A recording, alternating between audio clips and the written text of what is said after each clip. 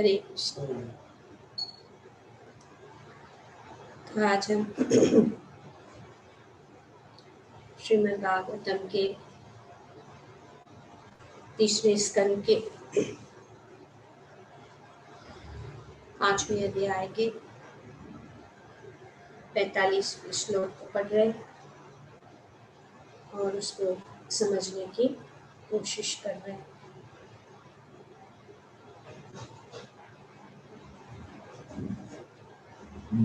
श्री विदुर जी को श्री मैत्रेय मुनि जो है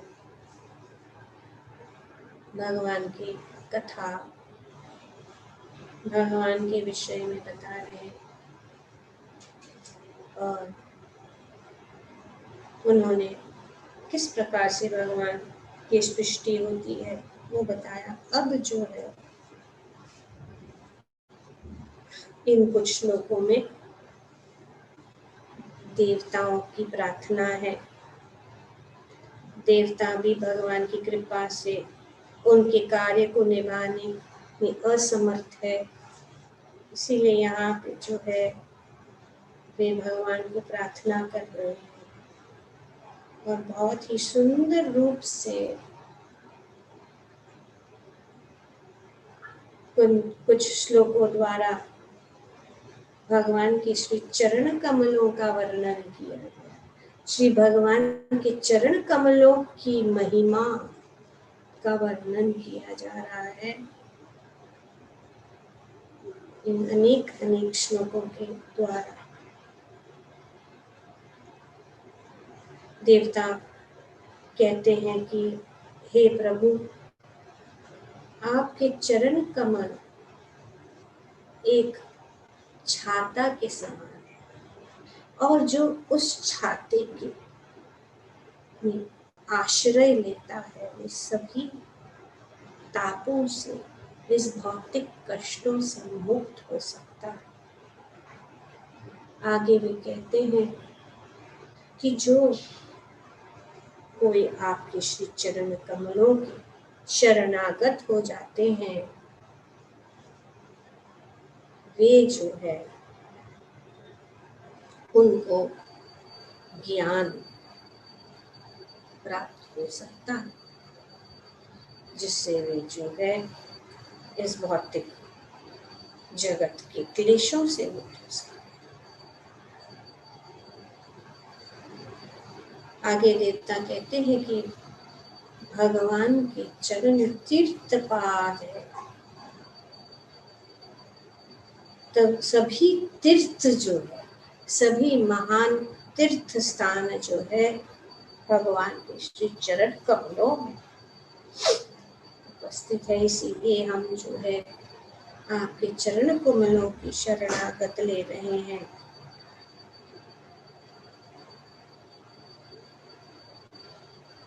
उतना ही नहीं, लेकिन आगे देवता कहते हैं कि केवल आपके चरण कमलों के विषय में श्रवण सुनना,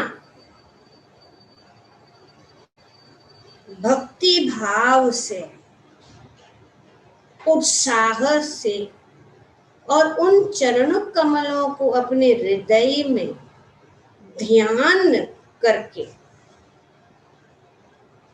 हम जो है ज्ञान जो है हमारे हृदय में प्रकाशित होता है। भगवान के चरण कमलों की शरणागत लेने से ज्ञान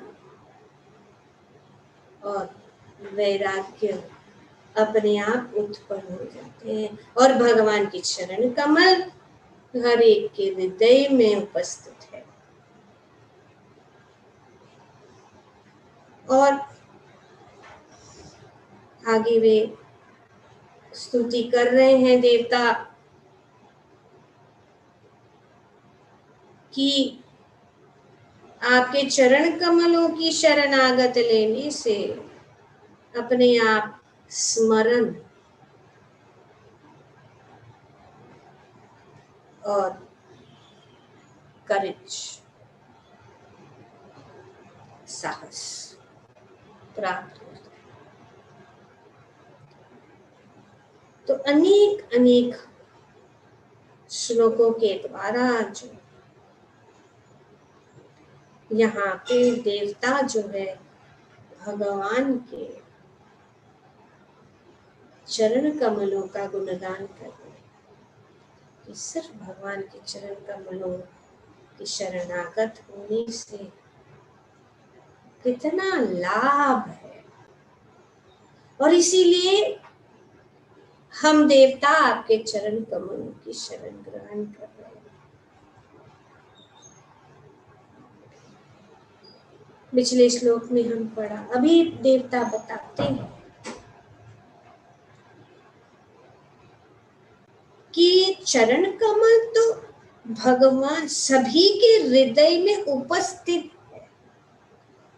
और भगवद गीता जैसे कि आज के श्लोक में भी प्रभुपाद जी बताते हैं कि ईश्वर सर्वभूतानां हृदयेषु अर्जुन तिष्ठति, कि सभी के हृदय में भगवान जो है उपस्थित।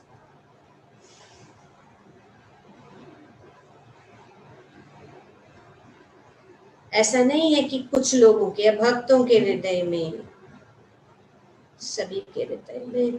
तो इसीलिए अब यहाँ पे देवता कहते हैं कि जो लोग नश्वर शरीर तथा बंधु बांधवों के प्रति अवांछित उत्सुकता के द्वारा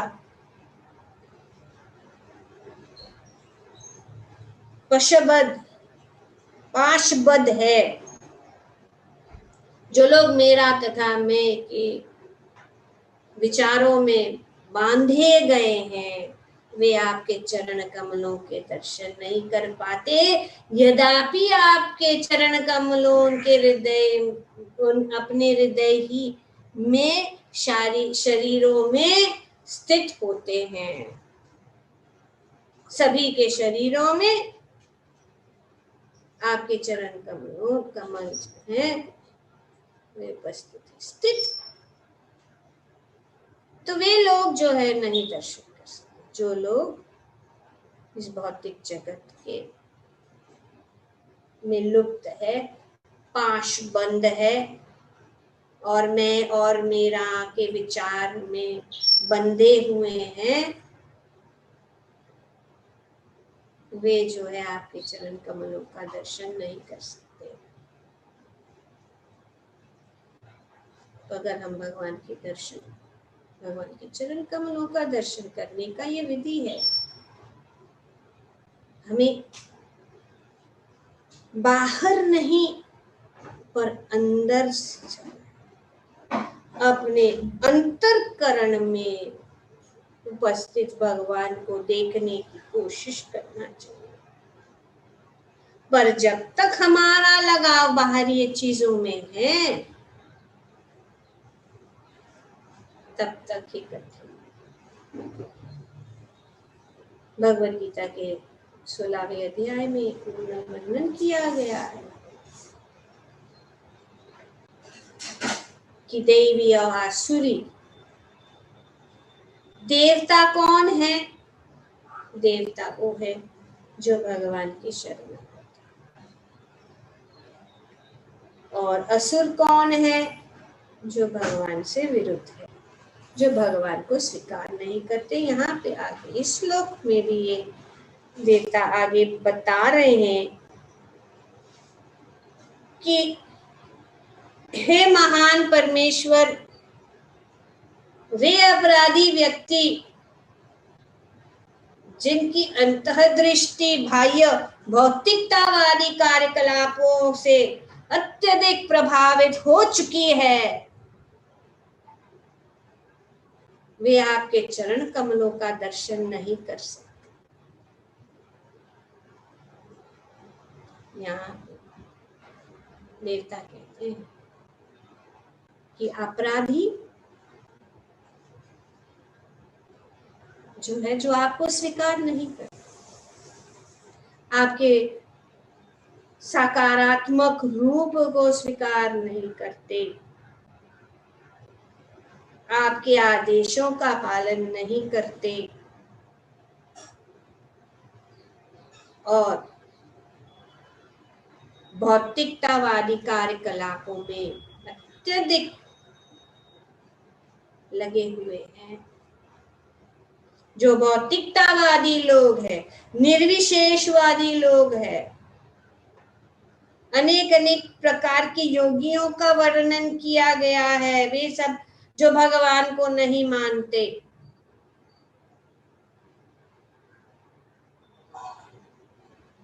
भगवान के साकारात्मक रूप को नहीं मानते,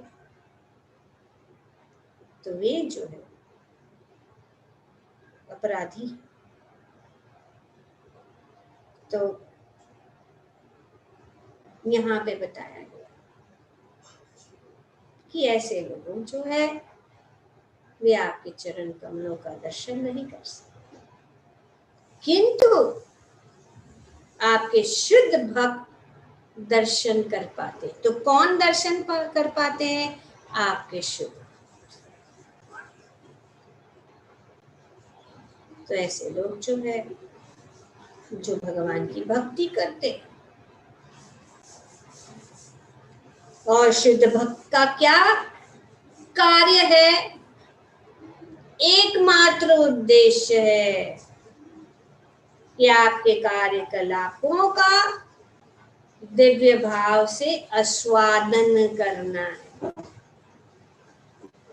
ये भक्त का लक्ष्य है। वे हमेशा भगवान के भक्तों का संग, क्योंकि भगवान के भक्तों के संग के बिना जीवन फीका है। कोई रस नहीं है इस भौतिक वादी जीवन में। भूसा को चूसा, कोई रस नहीं। तो भक्त जो हैं वे जो है भगवान के शुद्ध भक्त जानते हैं, और भगवान के श्री चरण कमलों में वे जो है अपने आप को शरणागत करते हैं, और इसीलिए वे जो है आपके चरण कमलों के दर्शन और आपके कार्यकलापों का दिव्य भाव से आस्वादन करना चाहते हैं, हमेशा आपके विषय में सुनना चाहते हैं। मत चित्त मत गत बोध कथयन्तस्तमां नित्यं तुष्यन्ति च रमन्ति च। चतुर्श्लोकी भगवद गीता का भक्तों के विषय में वर्णन किया गया कि किसमें रमते हैं? आपकी कथा, कृष्ण कथा, और कोई नहीं। ग्राम्य कथा नहीं, कृष्ण कथा से वे जो आनंद लेते हैं, और वे बहुत ही दृढ़ता से नित्यम भागवत सेवया, रोज वे बैठ के भगवान का जो है कीर्तन करते हैं, या भगवान के विषय में। कीर्तन दो प्रकार के हैं। कीर्तन का मतलब है भगवान का गुणगान। कीर्तन का मतलब है बहुत ही सुंदर रूप से उत्तम श्लोक भगवान है, उत्तम श्लोक से भगवान की का गुणगान करते, उत्तम कीर्तन से, सुंदर सुंदर कीर्तन से भगवान का गुणगान करते हैं, और सुंदर सुंदर जो है शब्दों से भगवान का गुणगान करते, इसको कहते हैं कीर्तन। भगवान की गुणगान में रमते हैं। उनका जीवन जो है उसके बिना चलता ही, जैसे जल बिन मछली। तो यहाँ पे प्रभुपाद जी बताते हैं तात्पर्य में, जैसा कि भगवद गीता में कहा गया है, भगवान हर एक के हृदय में स्थित। ये स्वाभाविक है कि मनुष्य कम से कम अपने भीतर भगवान का दर्शन कर सके। ये स्वाभाविक। जो चीज हमारे हमारे पास है उसका क्यों ना हम उपयोग करें। जो हमारे पास ऑलरेडी है तो उसको, ये हमारा है, हम उसका लाभ उठा सकते हैं। तो यहाँ पे बताया गया अपने भीतर भगवान का दर्शन कर सकते हैं क्योंकि वे भीतर है। और प्रमाण यहाँ पे प्रभुपाद जी दे रहे हैं, ईश्वर सर्वभूतानां हृदयेषु अर्जुन तिष्ठति, भगवान हृदय में। पर जो है हम अंदर नहीं देख, जैसे कल हमने चर्चा की कि हमें अंदर देखना है और इसके लिए ये आयोजन है। श्रवण सुनने से सबसे महत्वपूर्ण है, ये सुनना।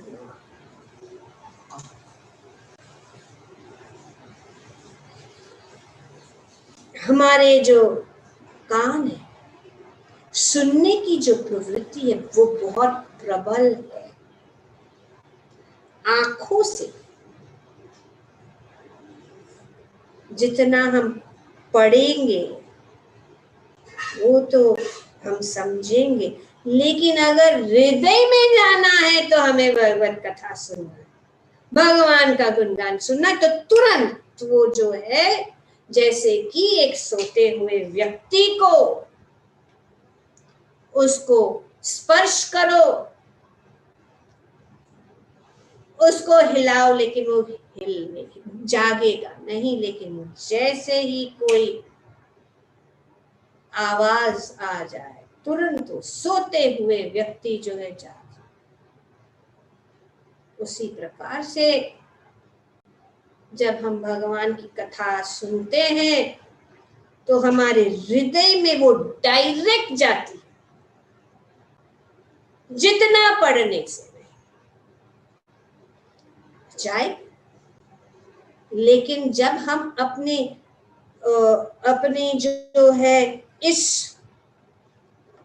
विधि के में श्रवण जब हम करते रहेंगे, तब जो है जब हम पढ़ेंगे तो वो जो है अपने हृदय में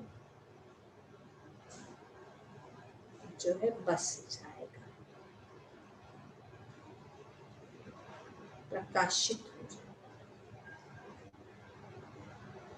किंतु जिन लोगों की अंततः दृष्टि बाहर कार्यकलापों में आच्छादित हो चुकी है, उनके लिए यह संभव नहीं है। तो ये अंदर है, परमात्मा हमारे हृदय के अंदर, आत्मा और परमात्मा ये दोनों का जो है, इसको हमें इस भौतिक आवरणों से अपने आप को मुक्त करना है। शुद्ध आत्मा जिसका लक्षण चेतना है, एक सामान्य व्यक्ति द्वारा भी आसानी से अनुभव किया कि जा सकता है। नहीं, कोई भी इसके लिए बड़ा कोई योग शक्ति की जरूरत नहीं, कोई भी, क्योंकि चेतना सारे शरीर में फैली हुई है।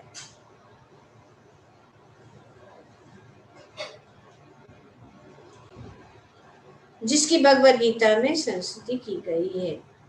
योग पद्धति मानसिक कार्यकलाप को भीतर में ही केंद्रित करना है और इस तरह अपने अंदर भगवान के चरण कमलों का दर्शन करना है।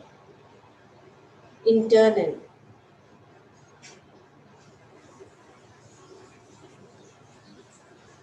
तो आगे प्रभुपाद जी बताते कि तथाकथित योगी है जिनको भगवान से कोई वास्ता नहीं है। भगवान को स्वीकार करना नहीं चाहते, वे ईर्ष्या करते हैं, वे अपने आप को भगवान मानते हैं और बहुत सारे।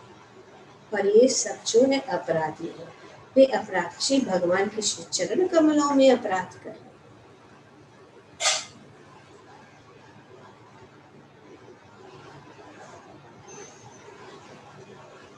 तो यहाँ पे बताया कि तथाकथित योगियों को भगवान के चरण कमलों पर अपने अपराधों के कारण इसे पाने में वर्षों लग जाए, वर्षों, बहुनाम जन्मनाम, भगवान बताते भगवत बहुत जन्मों, बहुत वर्षों, यहाँ पे तो मतलब जन्म लग जाते हैं कि वासुदेव सर्वमिति को समझ में नहीं, क्योंकि वे अपराध कर रहे हैं। लेकिन जैसे जैसे उनकी शुद्धिकरण होती है, वे जो है भगवत भक्ति में आ सकते हैं। प्रभुपाद जी तो उदाहरण देते हैं यहाँ पे इतने सुंदर रूप से प्रभुपाद जी बता। तो ये अपराधी जो वस्तुतः ऐसे अपराधी जन न तो अपने अंतःकरण में भगवान के चरण कमलों को देख सकते हैं, नहीं वे भगवत भक्तों को देख सकते हैं। अभी ये भगवत भक्तों को और भगवान, भक्त और भगवान बहुत महत्वपूर्ण है, बहुत जरूरी है। भगवान भक्तों के प्रिय है और भक्त भगवान के प्रिय है। ये सब भक्त जो है हमेशा भगवान के गुणगान और भगवान के विषय में सभी प्रकार के लोगों को जो है ये ज्ञान देने के लिए हमेशा तत्पर रहते हैं, चाहे कुछ भी हो, कोई भी परिस्थिति क्यों ना हो, वे हमेशा जो है भगवान की गुणगान और लोगों के हित और लोगों के कल्याण के लिए कार्य करते हैं। वे दयालु हैं, वे हमेशा लोगों के ऊपर कल्याण, जैसे कि ये कल्याण ही हो रहा है यहाँ नैमिषारण्य में जो ऋषि मुनि 1000 वर्ष का यज्ञ कर रहे हैं, किसके लिए? लोक कल्याण के लिए, ताकि कलयुग के लोगों का उद्धार कैसे हो। नारद मुनि भी हर बार जो है यही उनकी चिंता रहती है, भक्तों की चिंता यही है कि लोगों का उद्धार कैसे हो, लोगों का किस प्रकार से जो है वे इस भव पाश से मुक्त होकर भगवान के श्री चरण कमलों की शरणागत प्राप्त करे, बस यही उनका उद्देश्य है।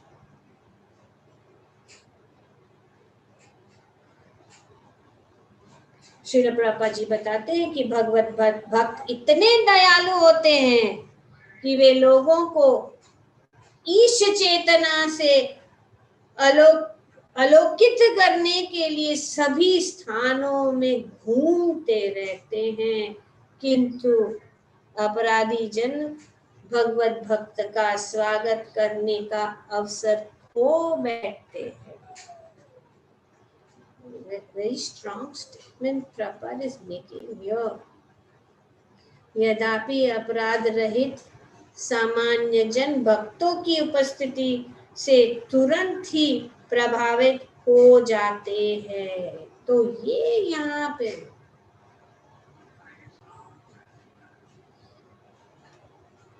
भगवत भक्तों का जो है संग लेना बहुत जरूरी है, और भगवत भक्त जो है ईश चेतना से आलोकित करने के लिए सभी स्थानों में घूमते रहते हैं परिव्रजक आचार्य। जैसे कि हम देखते हैं कि श्री प्रभुपाद जी ने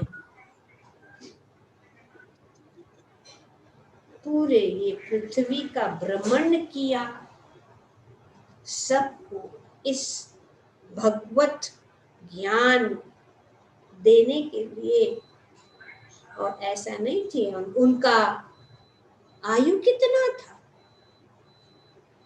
फिर भी उन्होंने इतना कष्ट उठाकर अपनी शारीरिक अवस्था का विचार नहीं करते। वे बहुत कंफर्टेबल थे वृंदावन में, राधा दामोदर मंदिर में रह रहे थे, अपना भजन कर रहे हैं। कितने लोग हैं जो छोड़ेंगे वृंदावन प्रचार के लिए, कितना कष्ट।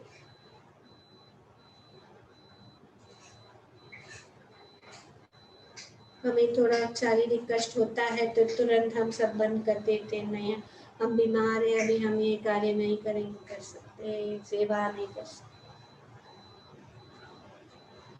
पापा जी ने कितने कष्ट, हम सब उनके उम्र के भी नहीं है कि वे कष्ट शुरुआत की 70 साल के। क्या है ये भक्ति की शक्ति। तो यहाँ और जिन लोगों ने उनकी उपस्थिति का लाभ उठाया, उन्होंने जो है उनका फायदा किया, उनको भक्ति मिली। पर कुछ मूर्ख लोग होते हैं कि जब भक्त आते हैं वे उनका जो है लाभ नहीं उठाना चाहते, और इसीलिए उनको भगवान के चरण कमलों से। और प्रभुपाद जी यहाँ पे संदर्भ में एक शिकारी का एक उदाहरण देते हैं कि किस प्रकार भक्त जाते हैं, और एक शिकारी बहुत ही क्रूर मृगारी नाम का एक शिकारी, तो नारद मुनि ने यहाँ पे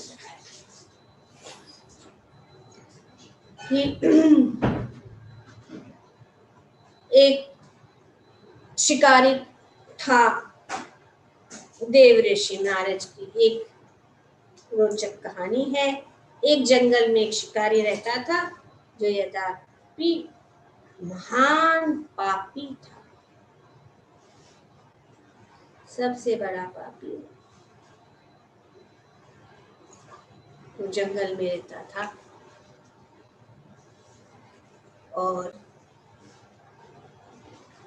वो जानवरों को मार, कैसे? उनको बाण मार के उनको तड़पते हुए छोड़ देता था, इतना क्रूर था। और फिर नारद मुनि जो है वहां पे अकस्मात उस जंगल में पहुंच गए और उन्होंने देखा कि जंगल के रास्ते पे ऐसा एक उन्होंने हिरण को देखा जिसको बाण मारा गया था और उनके दोनों पैरों को भी तोड़ दिया था, और वो तड़प रहा था। वो जो हिरण बहुत दर्द से तड़प रहा।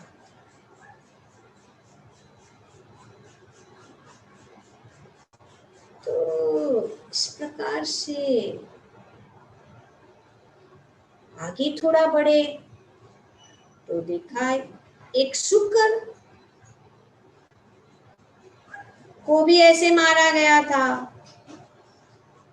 उसको बाण से मारा गया था और उनका पैर भी तोड़ा और वो भी बहुत तड़प रहा था। और जब वो थोड़े आगे और गए तो उन्होंने देखा कि एक खरगोश, रैबिट, इस प्रकार से मारा गया था और वो भी तड़प रहा।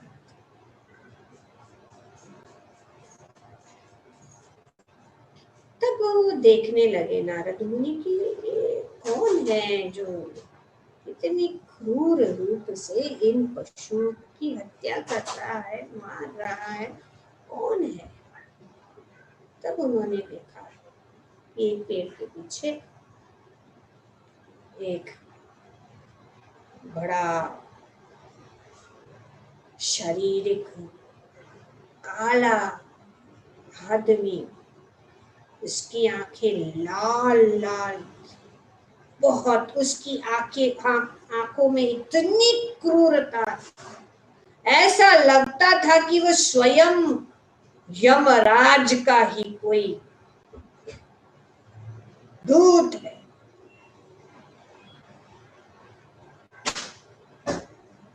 तो जब नारद मुनि वहां पे पहुंचे तो सब जो है पशु जो है वहां से भाग निकले, बाकी के जो यहाँ वहां घूम रहे थे वो सब भाग गए। तो उसने, ये शिकारी ने देखा कि अरे ये कहाँ से या रास्ते पे आ गया ये, और उसको बहुत क्रोध आया और वो जो है उसे क्रोध से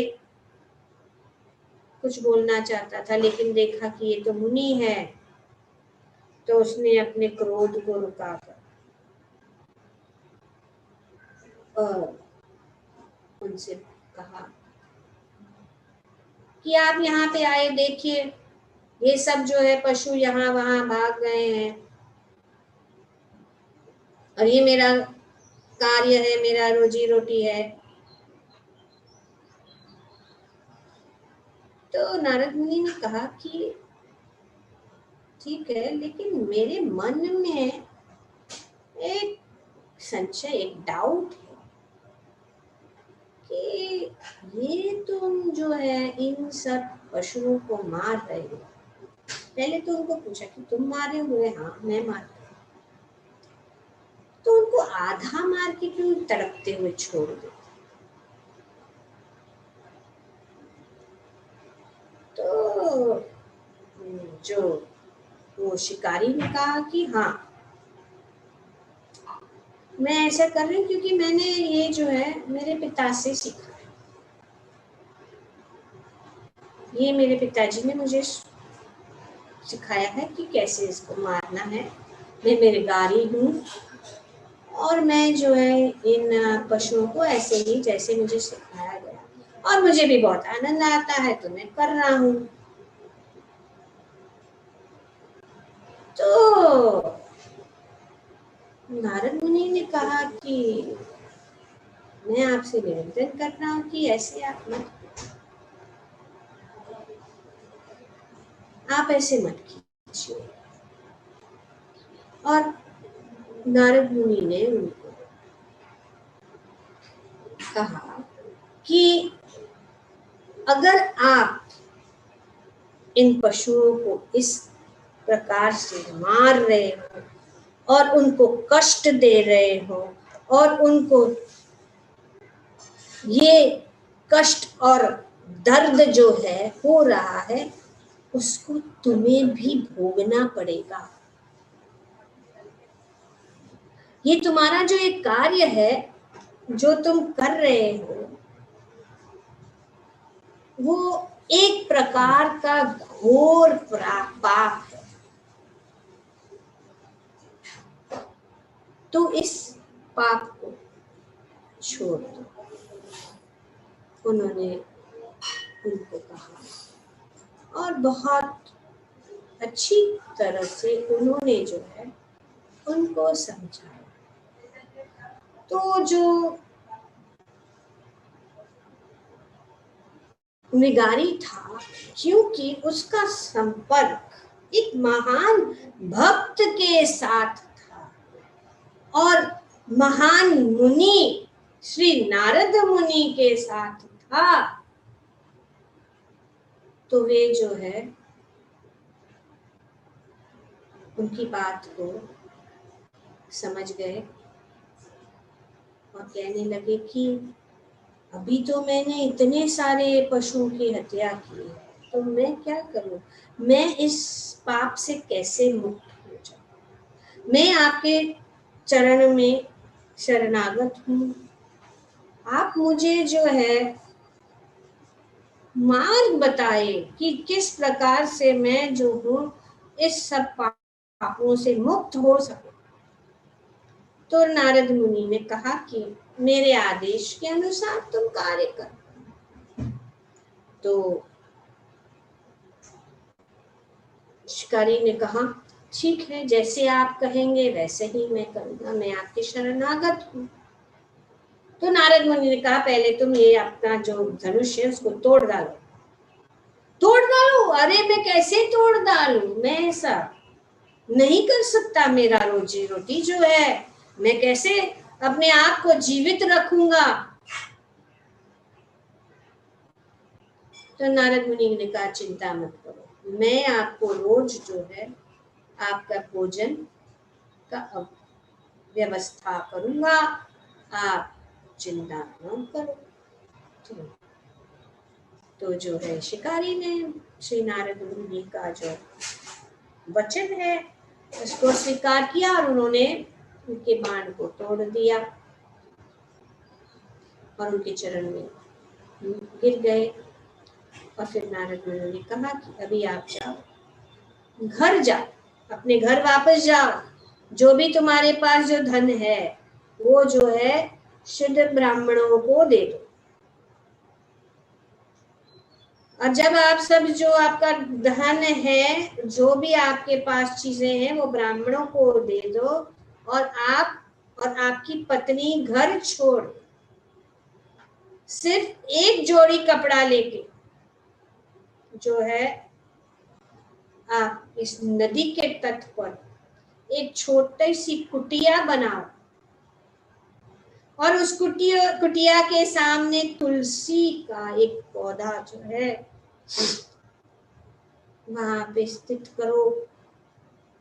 और जब आप तुलसी के पत्ते को स्थित करेंगे अपने घर के सामने, आप रोज है तुलसी के पौधे परिक्रमा करो। यानी कानी चा पापानि ब्रह्म ब्रह्म इत्यादि कानी चा तानी तानी प्रणश्यन्ते। तो इस प्रकार से आप तुलसी की प्रदक्षिणा करो, हर कदम से तुलसी की प्रदक्षिणा करने से यानी कानी चार ब्रह्म हत्या तानी तानी प्रणश्यन्ते प्रदक्षिणा पदे। जब तुलसी देवी की परिक्रमा करने से सब पाप जो है, यहाँ तक कि ब्राह्मण हत्या का पाप भी हर कदम पर जो है नष्ट हो जाता है। तो ये आप करो। और एक स्थान में रोज उनको जल, देखिए प्रभुपाद जी ने इतना सुंदर जो है आयोजन किया है और बल इसी पे दिया है। प्रभुपाद जी कहते हैं मॉर्निंग प्रोग्राम,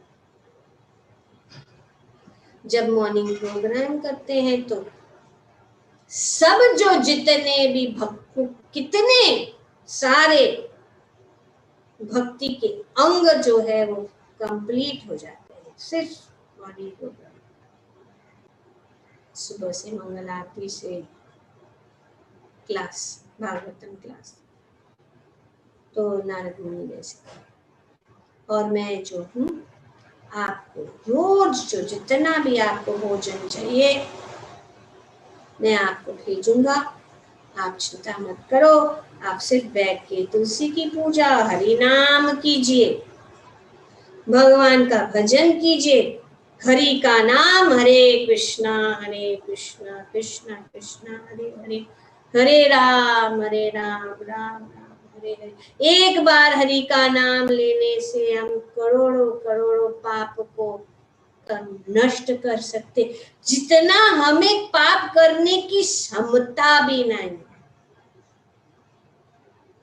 इतना पाप नष्ट कर सकते। तो इस प्रकार से नारद मुनि वहां उनको कहकर चले गए, और जो उन्होंने पशु देखे जो घायल हुए थे उनको फिर से जीवित करके वे वहां से चले गए। और जब वो मृगारी ने देखा कि हाँ ये सब पक्षी, ये जो पशु जो है अपने आप जो है नारद मुनि की कृपा से जीवित हो गए, नारद मुनि की शरणागत होकर वे सब जो है घर जाकर सब कुछ उन्होंने त्याग कर ये पूरी तरह से जो नारद मुनि जो है उनको इस प्रकार से एक घोर मृगारी, एक घोर अपराधी, एक घोर शिकारी को वैष्णव बना, सिर्फ नारद मुनि के पास। कैसा वैष्णव? वहां पे सब लोग जो देखें कि एक घोर शिकारी जो है वैष्णव बन गया, भक्त बन गया, तो सब जो है गांव के लोग उनको दर्शन करने के लिए, और ये एक प्रकार का विधि है कि जब कोई वैष्णव को मिलने जाते, कोई संत को मिलने जाते तो कुछ उनको भेंट करने के लिए ले जाते, तो वे बहुत सारे फल, बहुत सारे अन्न, बहुत सारी चीजें उनको अर्पण करने के लिए जाते। वो बैठे हैं आराम से भजन कर रहे हैं, भगवान का स्मरण कर रहे हैं, और जब वे लाते थे वे इतने उच्च कोटि के भक्त बन गए कि वे जो कहते कि इतना हमें जरूरत नहीं है, क्योंकि हम क्या करेंगे इतना, वो हमें जितना हम दोनों के लिए चाहिए उतना ही हम स्वीकार करेंगे। तो नारद मुनि तो वहां से चले गए थे, काफी समय बीत गया। जब वे आए वापस उस रास्ते से, cutting the long story short, तो उन्होंने कहा कि चलो मैं देखती, अपना एक भक्त है भगवान का भक्त, उनको मिलके आते। तो जैसे ही मृगारी और उनकी पत्नी ने देखा कि वे जो नारद मुनि दूर से आ रहे हैं, तो वे दौड़ के जो है उनके पास गए, पर वे जब उनके चरण कमलों को में दंडवत प्रणाम करना चाहते थे तो उन्होंने देखा कि वहां पे बहुत सारी चींटियां हैं, और अगर मैं दंडवत प्रणाम करूंगा तो ये चींटियों को जो उनकी हत्या हो जाएगी। तो उन्होंने जो है अपना पटका निकाल के उनको साइड में कर दिया और भगवान श्री नारद मुनि का प्रणाम किया। देखिए एक क्रूर शिकारी जो पशुओं को मार कर उसको उनको तड़पते हुए देखकर आनंद ले रहा था, भगवान के भक्त के संपर्क में आकर और भगवान की भक्ति में आकर वे एक चींटी को भी हानि नहीं पहुंचा। तो इनको जो है, क्योंकि वो जो है पता नहीं था, वो अज्ञानी था, उसको ज्ञान नहीं था कि ये पाप कर रहा है, तो यहाँ पे कंपैरिजन दिया जा रहा है। नारद मुनि ने कृपा करके उनको वैष्णव बना दिया, उनको दंड नहीं दिया, लेकिन नलकुए और मणिग्रीव अपराधियों को देवताओं के बीच में रहते हुए भी अगले जन्म में वृक्ष बनने का दंड भोगना पड़ा। वही अपराधी देवताओं के बीच में रहकर भी अपराधी, नारद मुनि ने उनको जो है श्राप दे दिया कि आप जाके वृक्ष बने और दंड भोग। आप सब जानते हैं इस कथा। तो यद्यपि एक भक्त की कृपा से बाद में भगवान ने उनका उद्धार कर दिया, तो भगवान ने उनका उद्धार कर दिया। जब उनको पता लगा तो वे नारद मुनि के चरण कमलों में गिर गए और भगवान ने, नारद मुनि ने कहा कि आप लोगों को ये श्राप तो मैं नहीं ले सकता वापस, लेकिन आप गोकुल के आंगन में 2 पेड़ के रूप में आप, और जब भगवान वहां पे आए, भगवान अवतारे, तो आपका उद्धार होगा और भगवान का दर्शन। भगवान ने कहा कि ये नारद मुनि ने वचन दिया है कि मेरा दर्शन, मैं ये दोनों कुबेर के पुत्र को नहीं जानता, मेरा उनसे कोई लेना देना नहीं है, लेकिन क्योंकि नारद मुनि ने उनको वचन दिया है कि वे मेरा दर्शन पाएंगे, मुझे उनको दर्शन देना हो। तो भगवान को कोई जरूरत नहीं था उनको। तो इस प्रकार से यहाँ पे 2 प्रकार के अनेक अपराधियों का वर्णन किया है, जो निर्दोष, जो अज्ञान, जानता नहीं, अज्ञानता में वो ऐसा कार्य करता, उसको पता नहीं था कि इसे पाप। लेकिन यहाँ पे ये जो नलक मेरा मणिग्रीव जो देवताओं में वो सब किया, फिर भी इसके लिए नारद मुनि ने दंड दिया। अपराधियों को तब तक प्रतीक्षा करनी पड़ती है जब तक उन्हें भक्तों की कृपा प्राप्त न हो। तो भक्तों की कृपा प्राप्त होने से अपराधी जो है मुक्त हो सकता है। जब वे अपने अंतःकरण में भगवान के चरण कमलों का दर्शन करने के पात्र बन जाते हैं, जब भक्तों के संग में आने से वे क्या हो जाता है, वे भगवान के चरण कमलों के दर्शन के